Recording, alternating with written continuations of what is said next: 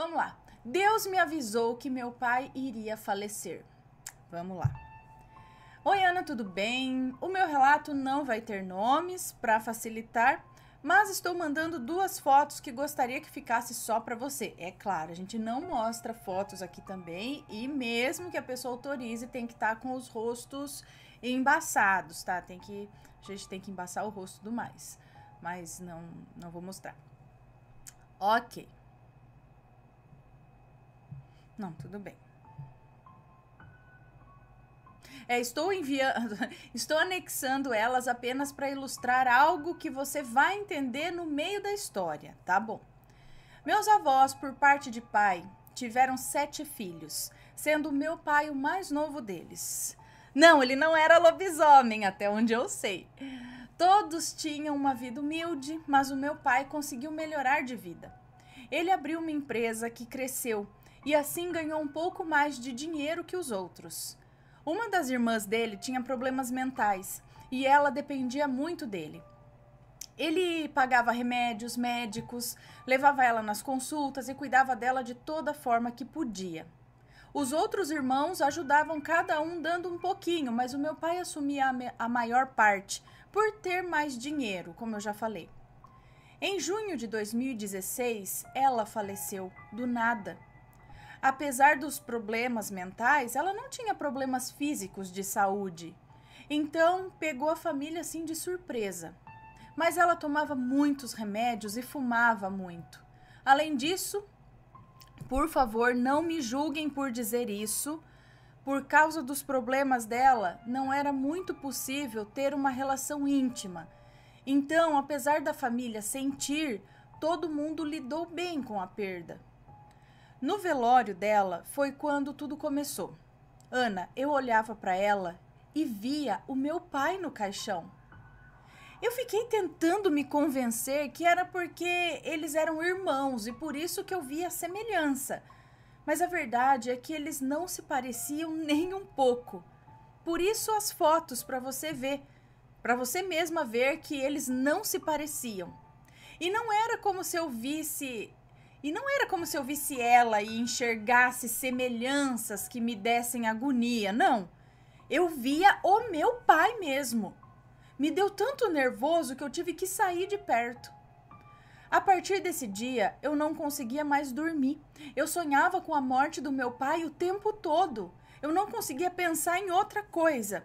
Às vezes, eu acordava de madrugada e ia até o quarto dele para confirmar que ele ainda estava lá. Teve um dia que eu simplesmente não consegui dormir. Eu virei à noite, sentada na cama dele, olhando para ele, pensando que ele ia morrer. Esse nervosismo foi crescendo em mim cada vez mais. Chegou ao ponto de eu ter um ataque durante uma reunião de família, dizendo que ele ia morrer porque ele fumava muito. Um ataque mesmo, assim, do nada. Eu comecei a chorar e a gritar com ele na frente de todo mundo, dizendo que ele estava se matando. Isso foi um mês depois da morte dela, da minha tia.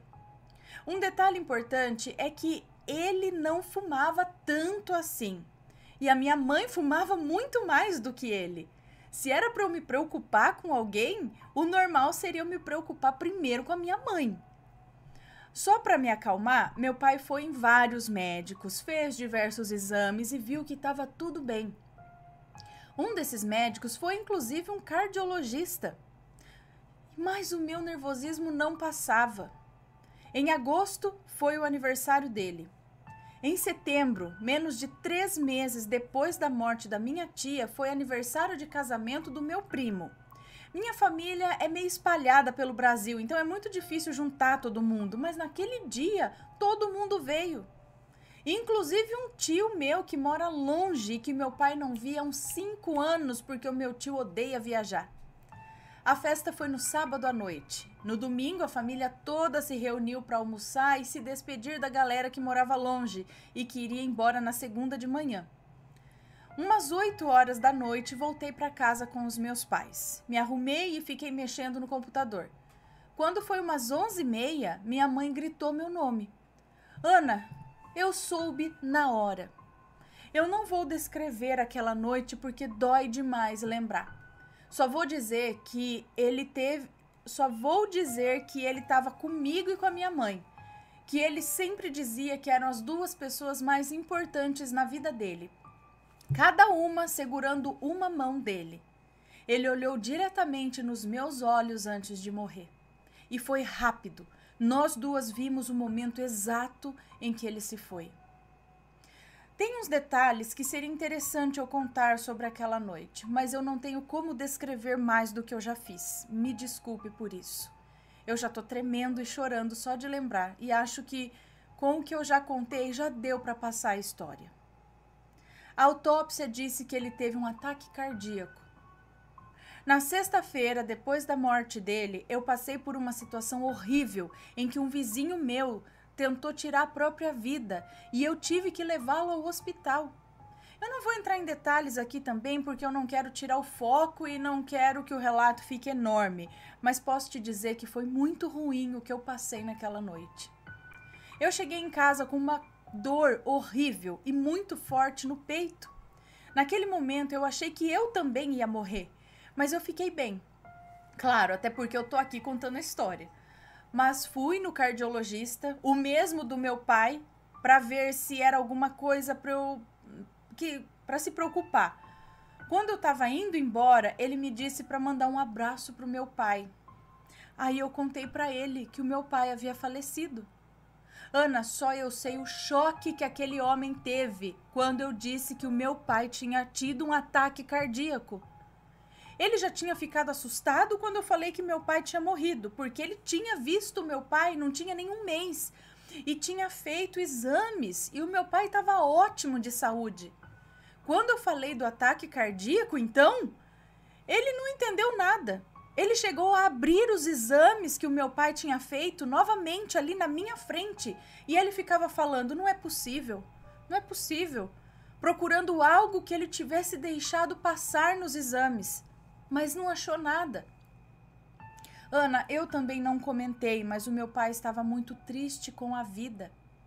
Ele havia sido traído pelo melhor amigo e a empresa que ele tinha construído com tanto suor estava se desmoronando. Ele só trabalhava, se preocupava e ficava mal. Ele não aproveitava mais a vida. E não tinha perspectiva de melhorar.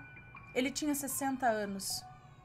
Acredito que Deus viu o sofrimento dele e decidiu que ele estaria melhor no céu. Acredito que Deus levou a minha tia antes porque sabia que ela dependia muito dele e que ela sofreria muito se ele fosse antes. Acredito que não foi coincidência que justamente naquelas bodas do meu primo, a família toda conseguiu se reunir, depois de uns 15 anos sem conseguir juntar todo mundo. Acredito que Deus orquestrou para o meu tio vir para o Rio de Janeiro para ele estar aqui naquele dia. E principalmente acredito que Deus me preparou desde o funeral da minha tia. Ele sabia que eu precisava saber que ele era quem estava por trás da morte do meu pai, porque só assim eu ia conseguir aceitar o que aconteceu. Mas por causa disso tudo, hoje eu sei, do fundo do meu coração eu sei, foi Deus que levou meu pai. E isso é tudo que eu preciso saber para poder estar em paz. Muito obrigada por ler o meu relato. Um beijo para você, para o Mateus e para as crianças. E que Deus seja tão presente na vida de vocês e na vida dos assombrados quanto Ele está na minha vida. Um beijo para você. Muito obrigada pela sua história. Deixa eu ver as fotos aqui.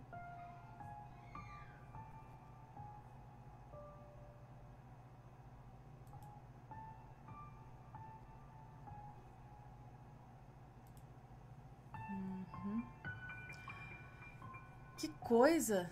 Porque não tinha nada que desse um indiciozinho de que aquilo ia acontecer, né? Por exemplo, acontece alguma coisa, você vai no médico, fala, não, tá vendo isso aqui? Você tem que tomar cuidado, tomar um remédio, mas o dele não acusava nada. Então foi